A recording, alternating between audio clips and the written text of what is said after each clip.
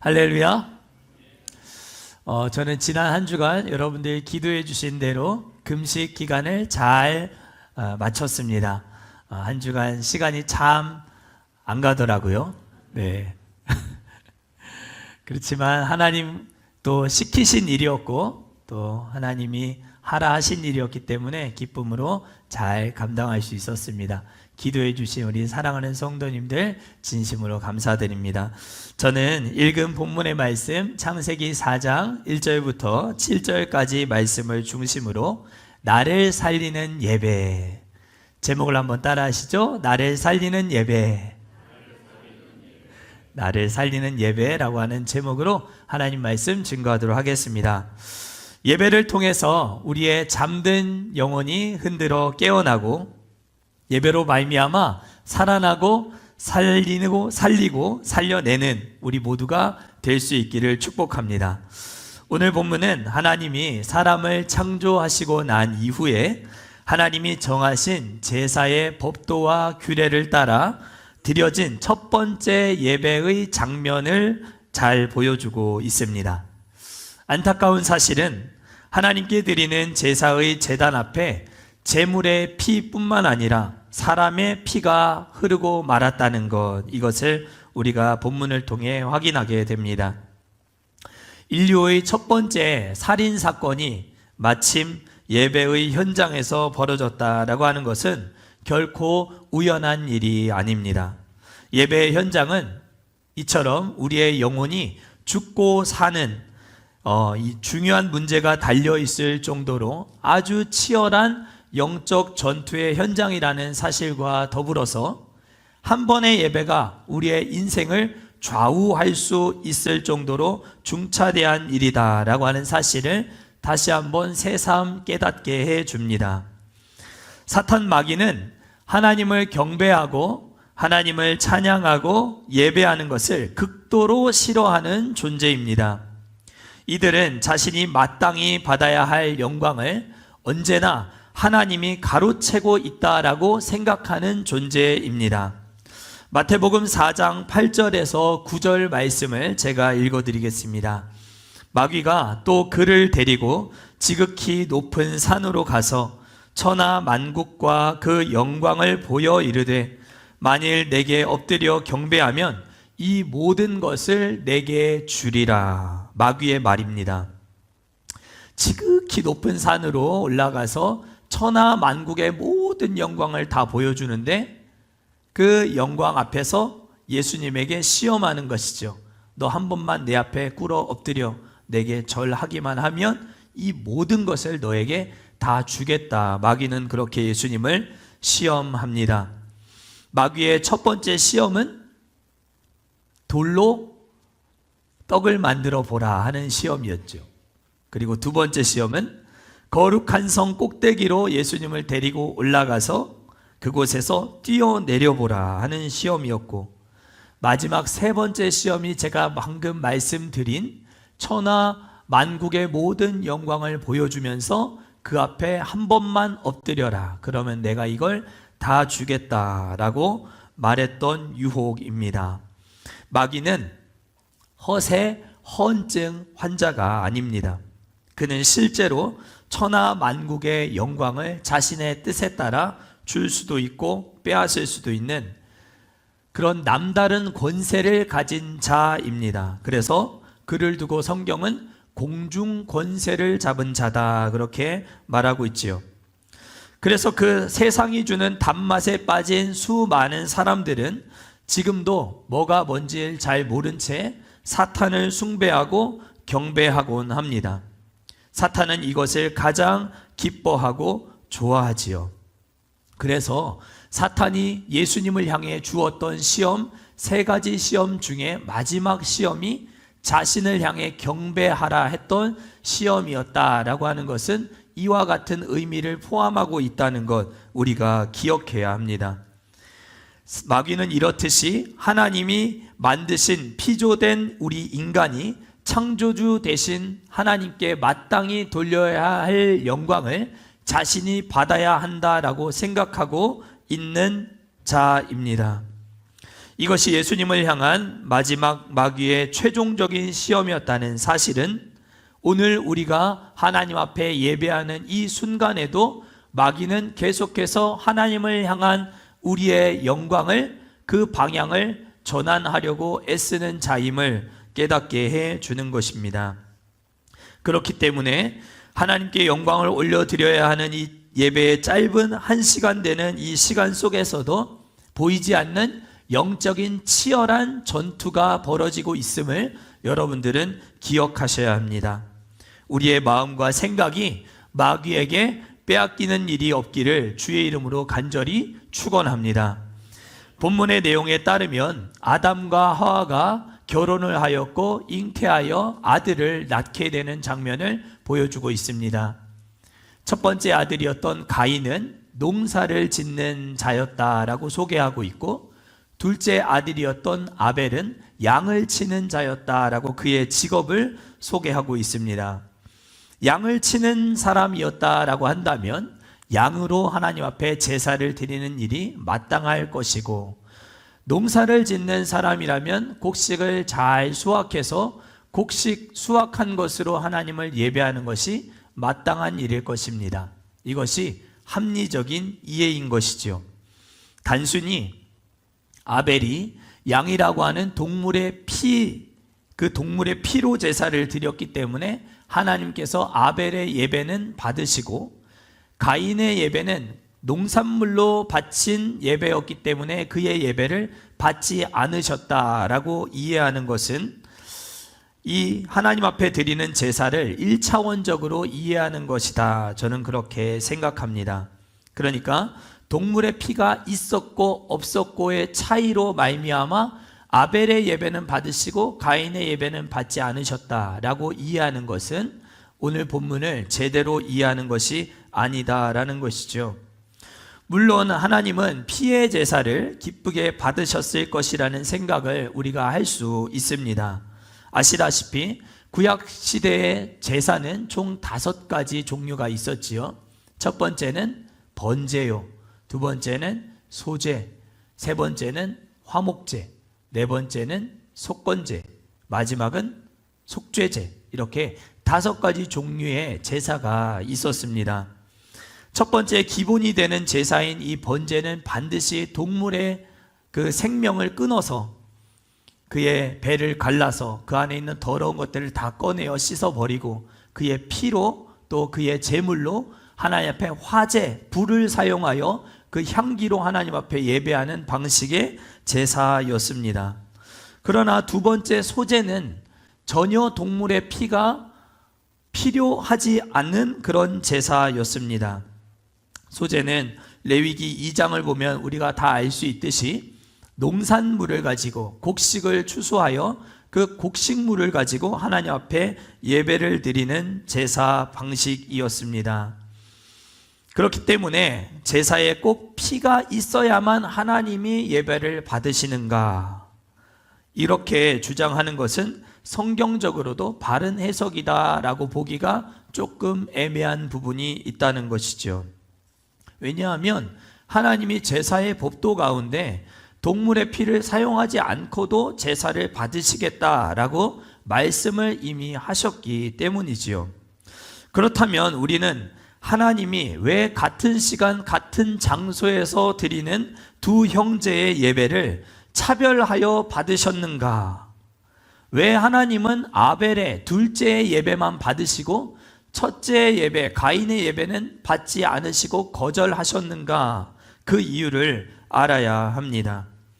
그 작은 이유를 알 수 있는 실마리를 우리는 히브리서 11장에서 발견할 수 있습니다. 히브리서 11장은 구약 성경의 그 믿음의 영웅들의 열전이라고도 말할 수 있는 일명 믿음의 영웅장이라고 불리는 챕터인데요. 이 11장에서 가장 믿음의 영웅들, 반열 수많은 사람들 중에 첫 번째로 언급되고 있는 사람이 바로 오늘 본문 속의 주인공 아벨입니다. 11장 4절 말씀을 제가 한번 읽어드리겠습니다. 믿음으로 아벨은 가인보다 더 나은 제사를 하나님께 드림으로 의로운 자라 하시는 증거를 얻었으니 하나님이 그 예물에 대하여 증언하심이라. 그가 죽었으나 그 믿음으로써 지금도 말하느니라. 아멘. 그는 첫 번째 인류 최초의 사람 아담의 아들이었습니다. 아버지의 범죄만 아니었더라면 그는 아버지와 똑같은 방식으로 하나님과 친밀한 교제 속에 에덴 동산에서 마음껏 하나님 누리라고 한 것들을 다 누리면서 하나님과 깊은 교제와 관계 속에 하나님을 예배하는 그런 사람이 되었을 것입니다. 그러나 아버지 아담은 하나님이 명하신 선악과의 그 열매를 먹지 말라 하신 그 명령을 어기고 죄가 이 세상 가운데 들어오게 됨으로 말미암아 모든 사람이 죄를 짓도록 만드는 결과를 자초하고 말았습니다. 그러므로 말미암아 그의 아들이었던 그의 아들인 아벨부터는 아버지와는 전혀 다른 방식으로 하나님을 예배해야 될 수밖에 없는 처지가 된 것입니다. 왜냐하면 죄가 세상에 들어왔기 때문이지요. 아담이 범죄함으로 죄가 세상에 들어왔고 그의 아들 아벨부터 가인부터는 아버지 아담과와 같이 하나님을 예배할 수 없는 신세로 전락하고 말았습니다. 그래서 그의 제사, 그의 예배는 오늘 살아가고 있는 우리 모든 성도들에게도 굉장히 중요한 예배가 되는 것입니다. 오늘 우리가 꿈과 사랑의 교회라고 하는 이 공간 안에서 하나님을 예배하고 있지만 우리의 예배가 가인의 예배가 될 수 있는가, 아벨의 예배가 될 수 있는가 생각을 해 보아야 한다는 것이지요. 중요한 사실은 성경은 두 사람의 예배를 보고도 아벨의 예배를 형 가인의 예배보다 더 나은 제사다라고 하나님이 인정해 주셨다라고 하는 것을 우리가 기억해야 된다는 것입니다. 하나님이 여기 공간 안에서 예배하는 우리 모두의 예배를 지금 받고 계십니다.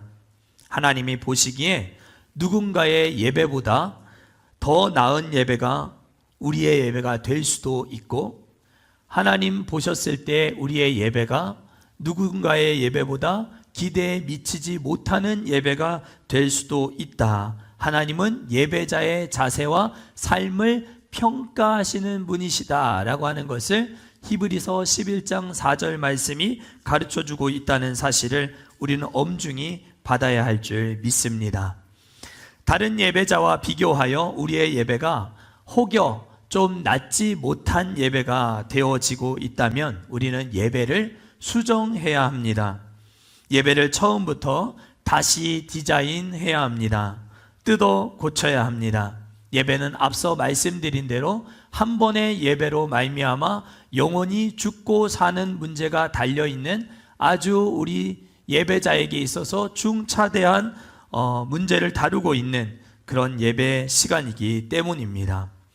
그래서 이 예배를 두고 어떤 이는 신앙생활에 차렷 자세와 같다. 손에는 계란을 하나 탁 움켜쥐고 있는 듯한 손으로 딱 바지 선에다가 딱 붙이고 차렷 열중 슛 잘합니까? 차렷 앞으로 가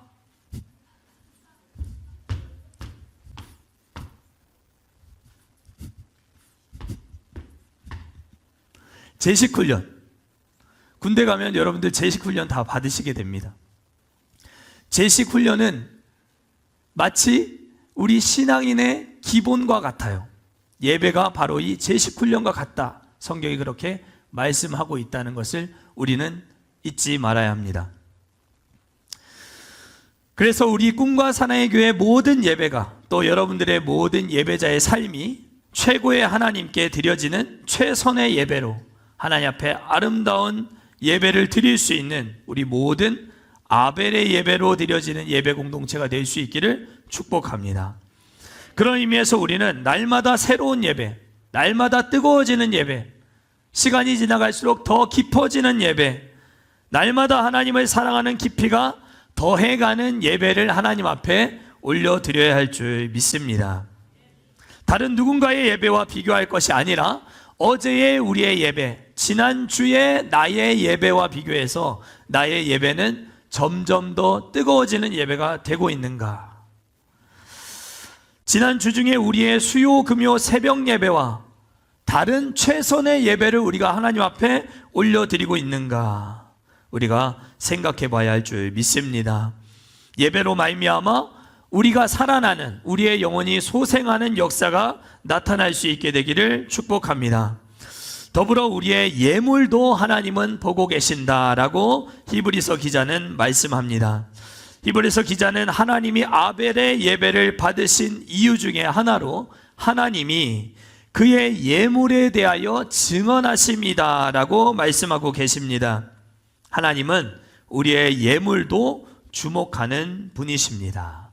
이 말은 여러분들 지금 주머니를 탈탈 털어서 여러분들의 전 재산을 하나님 앞에 모조리 드리라 라고 하는 말이 결코 아닙니다. 우리의 마음과 정성이 담겨있는 예물을 두 손에 들고 주 앞에 나왔는가 아닌가 하는 것을 보고 계신다라는 것입니다. 아벨의 예물은 무엇이었을까요? 하나님이 주목하신 그럼 아벨의 예물은 무엇인가? 아벨의 예물은 아벨과 그의 예물이었습니다. 가인의 예물은 무엇이었는가? 가인과 그의 예물이었습니다. 우리 본문 다시 창세기로 돌아와서 4절과 5절 말씀을 우리가 함께 다시 읽어보면 좋겠습니다. 본문 4절과 5절 말씀 읽도록 하겠습니다. 시작. 아벨은 자기도 양의 첫 새끼와 그 기름으로 드렸더니 여호와께서 아벨과 그의 제물은 받으셨으나 가인과 그의 제물은 받지 아니하신지라. 아멘. 여기까지 읽겠습니다. 아벨이 하나님 앞에 가지고 나온 예물, 하나님이 주목하셨던 예물이 무엇이었습니까? 아벨과 그의 예물이었습니다. 가인의 예물, 하나님이 거절하신 가인이 가지고 온 예물은 무엇이었습니까? 가인과 그의 예물이었습니다. 아벨이 가지고 나온 예물, 그것은 바로 아벨 자신이었고 그의 손에 들려있는 양의 첫 번째 새끼와 그의 기름이었습니다. 가인도 마찬가지였어요. 가인의 제사에 가지고 나왔던 그의 예물은 가인 자신과 그의 손에 들려있는 땅의 소산으로 수확한 곡식들이었습니다. 두 사람 모두 하나님 앞에 예배하러 나올 때 자신을 예물에 다 포함시킨 사람들이었습니다.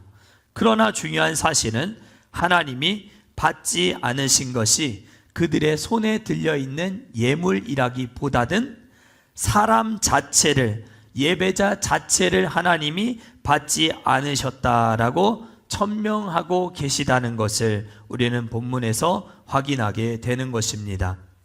하나님은 가인이라고 하는 사람 자체를 거절하신 것입니다. 예배자를 거절하셨습니다.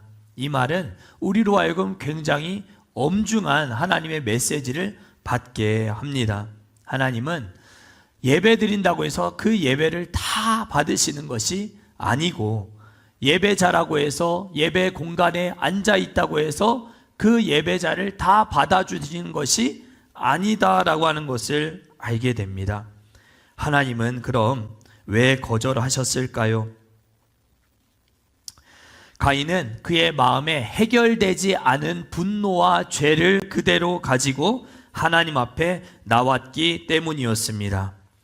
재물만 문제가 된 것이 아니라 제사를 드리는 사람 자체가 문제가 되고 있었음을 정작 예배를 드리는 본인은, 자신은 전혀 알지 못하고 있었다라고 성경이 가르쳐주고 있는 것입니다. 사랑하는 성도 여러분, 여러분들 가지고 나온, 여러분들 손에 들려있는 재물이 중요하겠지만 그것보다 훨씬 더 중요한 것은 하나님 앞에 나오는 여러분들 각자 자신이라는 사실을 잊지 않으시기를 축복합니다. 여기에서 더 나은 예배와 기대에 미치지 못하는 예배가 구분, 판가름 나는 것입니다. 그러면 가인의 마음 상태가 어떠하였는가? 왜 그는 죄와 범죄의 문제를 해결하지 못한 채 하나님 앞에 나와서 예배하고 있었는가? 그 증거가 무엇인가? 우리 이어지는 말씀을 통해서 확인해 보겠습니다. 하나님이 가인의 예배를 받아주지 않으시고 가인은 그 하나님을 향해서 크게 분을 내면서 성질을 내게 됩니다. 우리 5절 말씀을 읽어보겠습니다. 5절 시작. 가인과 그의 재물은 받지 아니하신지라 가인이 몹시 분하여 안색이 변하니. 그가 굉장히 성질을 내면서 하나님을 향해 분을 터뜨립니다. 그리고 하나님이 가인에게 이렇게 말씀하세요. 내가 선을 행하면 어찌 낯을 들지 못하겠느냐. 너가 선을 행하고 있었다면 나를 향해서 얼굴을 들었을 터인데 너가 어찌하여 분을 내고 선을 행하지 못함으로 얼굴을 들지 못하고 있느냐. 하나님이 이렇게 책망을 하고 계시는 것입니다. 너는 내 앞에 죄를 감추고 나온 예배자다라고 하는 사실을 하나님이 지금 가인 자체에 그에게 폭로하고 계시는 것이에요. 가인은 근사한 예물만 가지고 나오면 자신의 죄를 감쪽같이 감추고도 하나님을 얼마든지 예배를 잘 드릴 수 있다라고 생각했던 사람이었습니다. 하지만 하나님은 가인이 죄를 숨기고 회개하지 않은 채 예배의 자리로 나온 그의 중심을 정확하게 꿰뚫어 보고 계셨던 것입니다. 하나님은 우리의 외모를 보지 않으시고 우리 마음의 중심을 꿰뚫어 보는 분이시다라고 하는 사실을 잊지 않으실 수 있기를 축복합니다. 우리가 하나님의 눈에 기대보다 못 미치는 예배를 드릴 수는 있을 것입니다. 그러나 죄를 감추고 하나님 앞에 나오는 여러분들이 되어서는 절대 안 됩니다. 헌금 뒤에 숨지 마십시오. 여러분들 가지고 나온 재물 뒤에 여러분들 마음을, 여러분들의 죄를, 여러분들의 허물을 감추지 마십시오. 하나님은 우리 손에 들려있는 예물보다 그 뒤에 감추고 있는 우리의 본 모습을 더 지켜보시는 분이시다라고 성경이 말씀합니다. 그러므로 우리는 회개해야 합니다. 교회에, 예배에 회개가 회복되어야 할 줄 믿습니다. 하나님의 뜻대로 온전히 순종하지 못하고 살아가고 있는 우리의 모습들을 하나님 앞에 낱낱이 드러내고 회개하는 우리 모두가 되어야 합니다. 죄의 문제를 해결하고 하나님 앞에 나와 예배해야 할 줄 믿습니다. 예수님도 직접적으로 산상수훈의 말씀에 다음과 같이 말씀하십니다. 마태복음 5장 24절 말씀이에요. 예물을 제단 앞에 두고 먼저 가서 형제와 화목하고 그 후에 와서 예물을 드리라. 마태복음 5장 24절. 예물을 제단 앞에 두고 먼저 가서 형제와 화목하고 그 후에 와서 예물을 드리라. 하나님이 뭘 우선적으로 보신다는 것입니까? 형제와 화목해진 나의 상태를 먼저 보시고 예물 차라리 제단 앞에 두고 그 후에 와서 이 예물을 내게 드리라, 바치라 하나님이 말씀하고 계신다라고 하는 것입니다. 예물을 얼마나 많이 가지고 왔느냐 보다 훨씬 더 중요한 것은 하나님 앞에 나의 모습이 정결한 모습인가? 하나님이 내 이 자신의 예배를 받으시기에 합당한 분이신가? 라는 것을 기억하는 것, 이것을 고쳐나가는 것, 우리가 기억해야 할 하나님의 엄중한 말씀인 줄 믿습니다. 가인이 만일 예수님의 이 말씀을 태초에 그 에덴 동산에서 쫓겨난 그 가인과 아벨이 이 예수님의 말씀을 들었더라면 가인은 절대로 제단 앞에서 동생을 돌로 쳐 죽이는 그런 사람의 피를 흘리게 만들지는 않았을 것입니다. 가인은 인류 최초의 살인자라고 하는 최악의 수식어를 달고 벗어나지 못하는 사람이 되고 말았습니다. 형제와 화목하지 못하고 분노와 성질과 범죄함을 그대로 다 가지고 나온 채 하나님을 예배하는 그의 모습은 마귀의 하수인 사탄의 노예, 그 이상도 그 이하도 아니었던 것입니다. 우리 본문 7절 말씀을 다시 한번 우리가 읽어보도록 하겠습니다. 7절 말씀입니다. 시작. 내가 선을 행하면 어찌 낯을 들지 못하겠느냐. 선을 행하지 아니하면 죄가 문에 엎드려 있느니라. 죄가 너를 원하나 너는 죄를 다스릴지니라. 아멘. 하나님이 분을 내고 성질을 내고 있는 가인을 향해서 주고 계시는 말씀입니다. 너는 죄를 다스릴지니라. 이 말은 가인이 죄를 다스렸다는 말일까요? 다스리지 못했다는 말일까요? 죄를 다스리지 못했다. 죄를 다스리는 일에 실패한 예배자였다라고 하는 사실을 하나님이 가르쳐주고 있는 것입니다. 그래서 가인은 실패한 예배자가 되었습니다. 이것이 바로 하나님이 가인의 예배를 받지 않으시고 아벨의 예배는 흠양하시고 받아주신 더 나은 예배라고 평가하신 이유입니다. 사랑하는 성도 여러분, 여러분들은 오늘 가인의 예배를 드리고 계십니까? 아벨의 예배를 드리고 계십니까?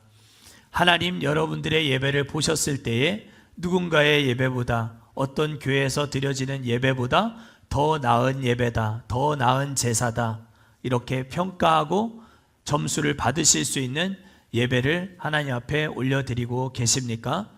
여러분들은 지난 주일 여러분들의 예배보다 오늘 드리는 이번 주 주일의 예배를 더 하나님 앞에 경건하게, 더 깨끗한 모습으로, 정결한 모습으로 하나님을 더 나은 예배로 예배하는 아벨의 예배를 드리고 계십니까? 사랑하는 성도 여러분, 예배가 여러분 자신을 살리는 예배가 될 수 있기를 축복합니다.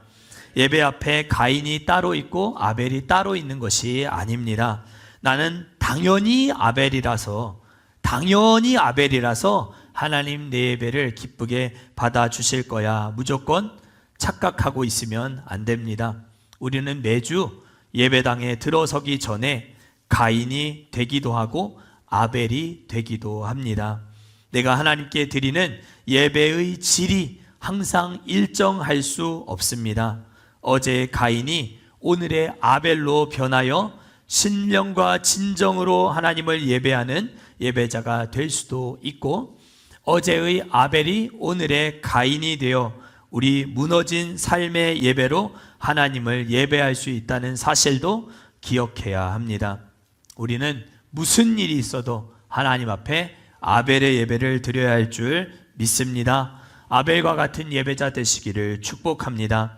우리의 예배가 나를 넘어지게 만들고 내 영혼을 죄에 잠식시켜 죄의 다스림을 받는 가인의 예배가 되지 않기를 축복합니다.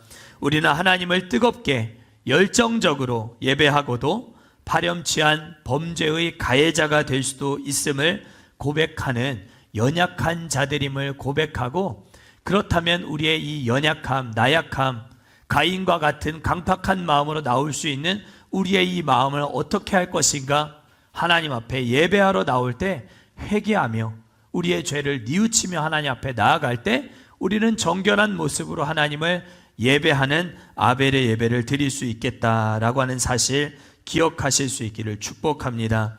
우리의 범죄한 마음을 헌금 뒤에 숨기지 말고 우리 자신을 하나님 앞에 정직하게 꺼내어 놓고 회개하는 예배자 되시기를 축복합니다. 하나님이 우리를 고치시고 살리실 줄 믿습니다. 이덕주 교수님이라고 하는 분이 쓰신 한국교회 처음 이야기라고 하는 책이 있습니다. 그 책을 보면 초창기 한국교회의 아름다운 믿음의 여러 유산들에 대해서, 생소한 문화에 대해서 우리에게 잘 정리하여 소개하고 있는데요, 그 중에 날연보라고 하는 제도가 있었다라고 하는 것을 우리에게 가르쳐 줍니다.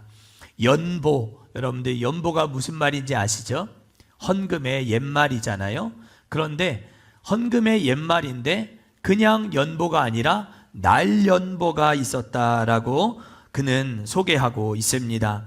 날연보라고 하는 것은 내 형편이 가난하고 가진 것이 없고 하나님으로부터 받은 은혜는 큰데 하나님 앞에 내놓을 것이 없었던 우리 초창기 한국교회 많은 그리스도인들이 물질을 드릴 수 없는 자신의 형편을 대신하여 자신의 시간을, 자신의 날을 구별하여 쪼개어서 하나님 앞에 드리는 연보가 바로 날연보 제도였습니다.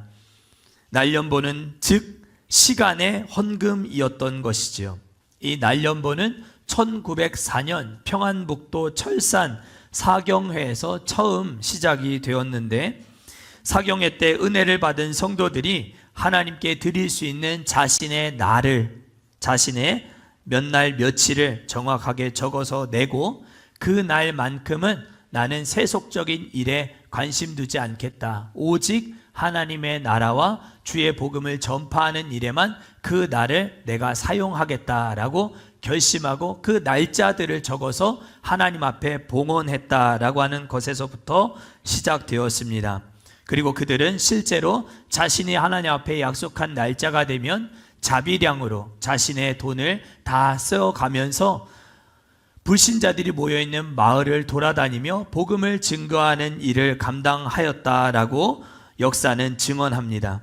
그리고 이 날연보 제도는 이후 우리 한국교회에 처음 있었던 초대형 집회라고 말할 수 있는 1909년 100만인 구령 운동이라고 하는 그 집회를 열어갈 수 있도록 만들었던 시작점이 되었다라고 역사는 우리에게 가르쳐 주고 있습니다.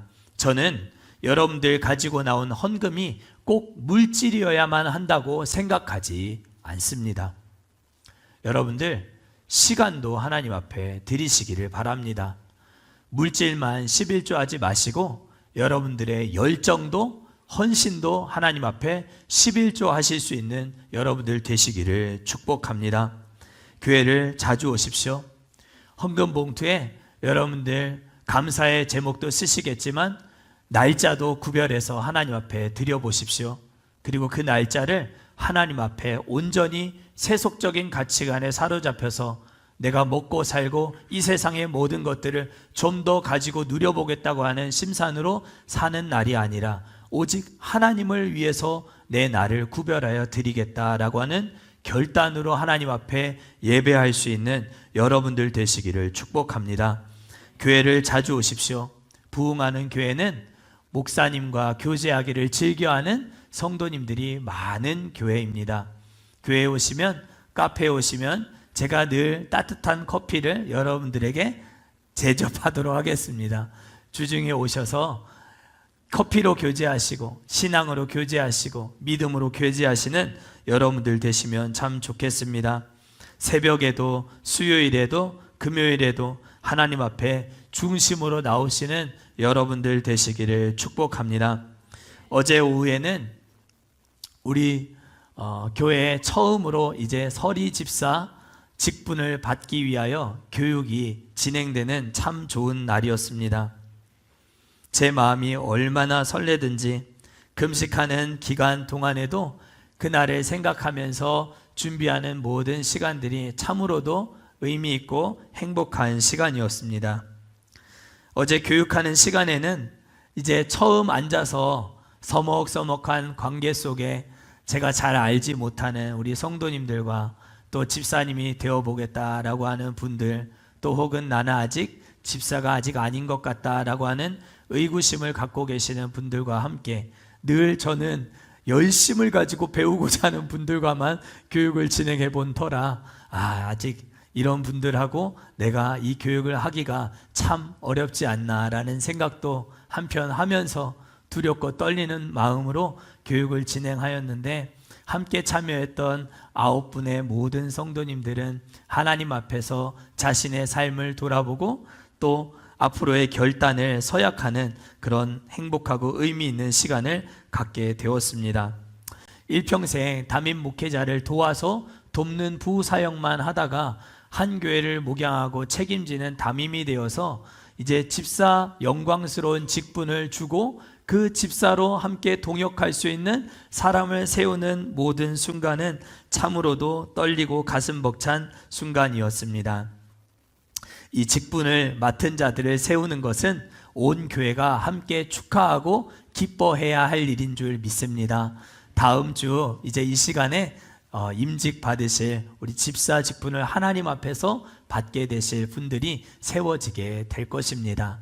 우리 집사님들 세워지는 그날 여러분들 기쁨으로 마음껏 축하하시고 축복하실 수 있는 성도님들 되시기를 바랍니다.